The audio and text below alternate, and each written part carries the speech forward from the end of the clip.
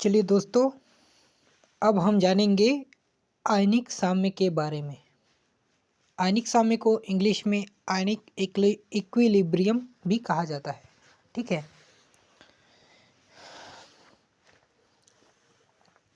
यह विद्युत संयोजी जो यौगिक होते हैं जो कि इलेक्ट्रॉनों के स्थानांतरण के फलस्वरूप जो बनते हैं यौगिक, उनसे ये रिलेटेड साम्य है। ठीक है, तो क्या होता है कि कोई ध्रुवीय जो विलायक होता है, ध्रुवीय विलायक जैसे कि पानी है, ठीक है, जिसमें क्या होता है ध्रुव का निर्माण रहता है। ठीक है, तो जैसे पानी है, पानी में कोई भी विद्युत संयोजी जो यौगिक है, जैसे कि नमक है मान लो, तो जब हम नमक है या कि कोई भी विद्युत संयोजी यौगिक को डाल देते हैं, ठीक है, या बोले आयनिक जो यौगिक है उसको हम डाल देते हैं। ठीक है, तो जब हम पानी में आयनिक यौगिक को डालेंगे तो क्या होता है कि वह पानी में घुलता है और विलय हो जाता है। अब घुलने के बाद वह अपने आयनों में टूटने लगता है। क्या होता है? आयनों में टूटने लगता है।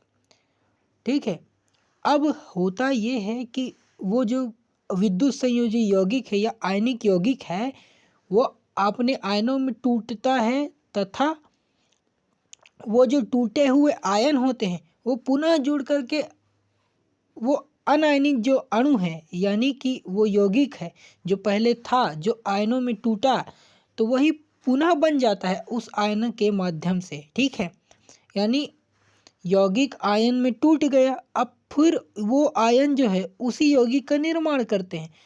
ठीक है, तो इस तरह से जो वो विलयन होता है उसमें आयन भी होते हैं और अनायनिक जो कण हैं वो भी होते हैं, यानी कि पूर्ण रूप से वो यौगिक भी होता है और उसके आयन भी मौजूद होते हैं।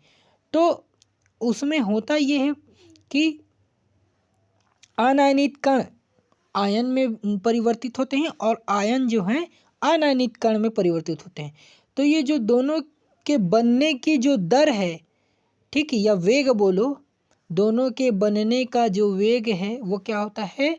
समान होता है, बराबर होता है।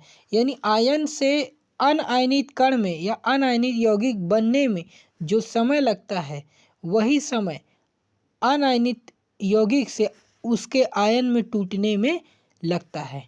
ठीक है, तो इस तरह दोनों के बनने की स्थिति में एक साम्यावस्था की स्थापना हो जाती है, जिसे ही हम क्या कहते हैं? आयनिक साम्य कहते हैं। यही आयनिक साम्य होता है। ठीक है, समझ आया? यही क्या है? आयनिक साम्य है। अनायनित कण एवं आयनित हुए कणों के बीच होने वाले साम्य को आयनिक साम्य कहते हैं।